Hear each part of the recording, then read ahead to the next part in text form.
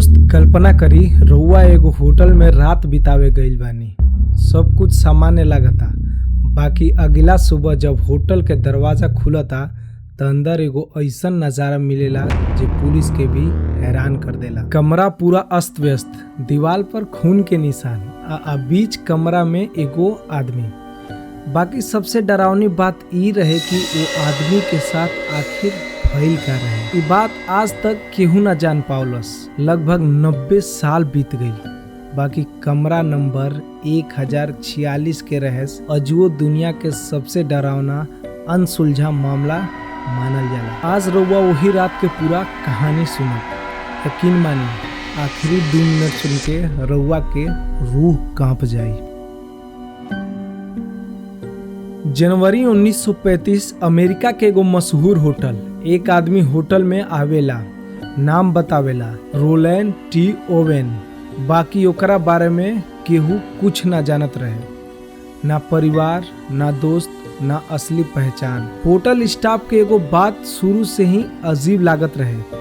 वो आदमी हमेशा डेराइल रहत रहे, बार बार दरवाजा चेक करत रहे जैसे केहू ओकर पीछा करत होके।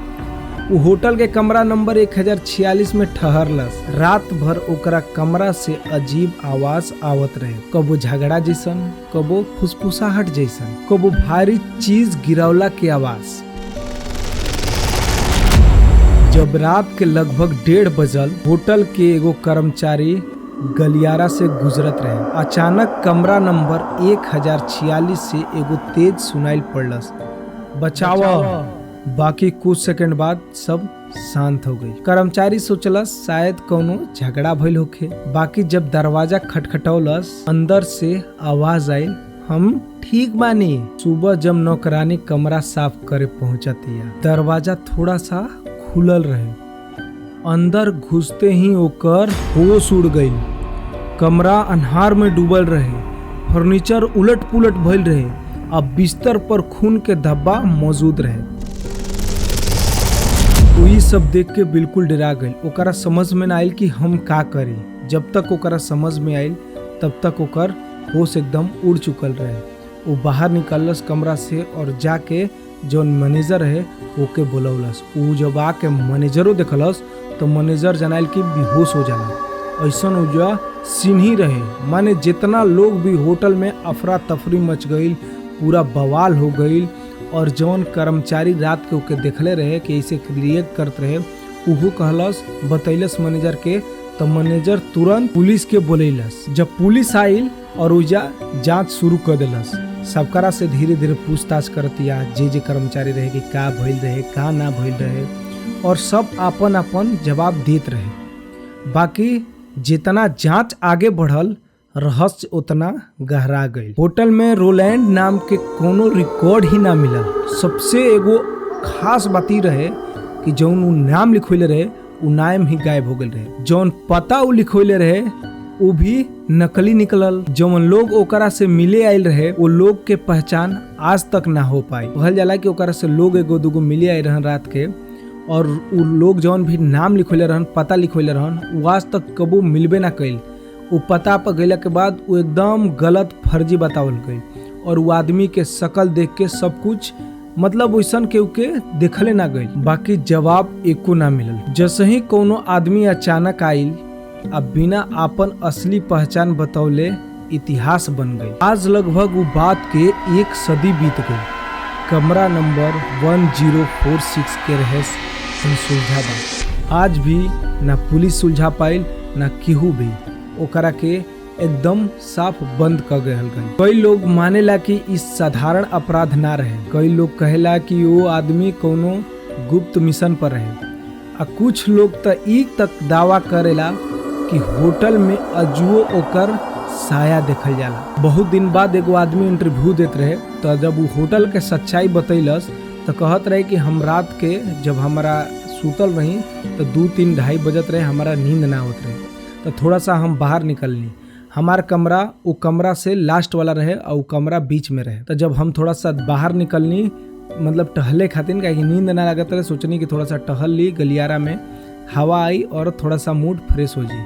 तो जब वो निकलस तो ओकरा लागल कि उ कमरा में केहू बा। तो वो कहानी ना जानत रहे, उ कुल बतिये ना जानत रहे। तो गइल घूमलस अइलस तो ओकरा फिर लागल कि अरे जना तो कमरा से केहू देखता। तो थोड़ा सा का भइल कि जाके जब झांकता ना तो एगो आदमी ओइजा बैठ के आ हेसे हंसता। तो हंसे से करता तो जब हंसे कैलस तो वो आदमी गायब हो गए उजाले। ई सब देखलस तो ओकरा बर्दाश्त ना भइल, उ जाके अपन कमरा के गेट बंद करके आ कमरा में जाके सूत गई। उजा के सच्चाई का बा ई शायद केहू ना जान पाए। बाकी एगो सवाल अजुओ बाकी बा, अगर रउआ ओ रात होटल में मौजूद रहती आ आधी रात उ चीख सुनाई पड़ी त का रउआ दरवाजा खोलती या भाग जेती? ई कमेंट सेक्शन में जरूर बताइए जा। का अगर आप सच में रहती हो जा और आप लोग के साथ ये घटना भइल रही तो का रिएक्ट करती? और एगो चीज, अगर आप उ होटल में जातानी, हम होटल के नाम ना बताइब, अगर आप होटल में जातानी और होटल में आपके अगर ऑफर मिलता कि कमरा नंबर 1046 में आप पूरा रात एकदम फ्री में रही, खाना डिनर सब दिहल जी, तो का आप वहाँ रुकब या रुकल चाहब या ओकरा बगल कमरा में रुकब? अगर ओकरा बगल कमरा में रुकतानी तो का हो सकेला? आपकी का फील हुई? इहो कमेंट सेक्शन में जरूर बताइए। और कैसन लागल है हमार कहानी वो जरूर आप लोग बताइए। काहे कि हम भोजपुरी में कहानी लेके आओ तनी डरावना और थोड़ा सा सच्चाई भी। कोनो कहानी बनावल होला, कोनो कहानी सच पर आधारित होला। अगर ज्यादा हम सच पर आधारित कहानी सुनावे लागब तो बहुत कम मात्रा में लेकर आए वीडियो, लेकिन आप लोग खातिर डरावे खातिर और थोड़ा सा अनुभव करे खातिर, रात में थोड़ा सा एकदम सिहरावन होके खातिर ई कहानी डेली हम लावत रहब। एक दिन गैप डाल के, मतलब समझते बनी कि आज आयल तो काल ना आई, परसों आई, फिर ना आई, फिर परसों आई ओकरा। तो आप लोग भी कमेंट सेक्शन में अपन राय जरूर देव। अगर आप लोग के पास भी कोनो घटना घटल होखे या फिर आप लोग संगे या आपके दोस्त संगे, माता पिता संगे घटना घटल होके तो कमेंट सेक्शन में जरूर बताइब।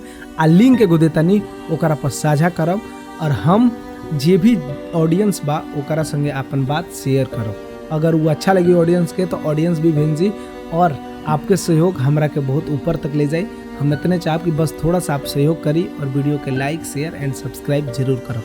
मिला तनी आपसे अगला वीडियो में। ई कहानी कैसन लागल है, थोड़ा सा आपके कुछ बनावटी लगी, यानी कहानी सच है तो कमेंट सेक्शन में जरूर बताइए। मिला तनी का वीडियो के साथ। बाय बाय, टेक केयर, धन्यवाद।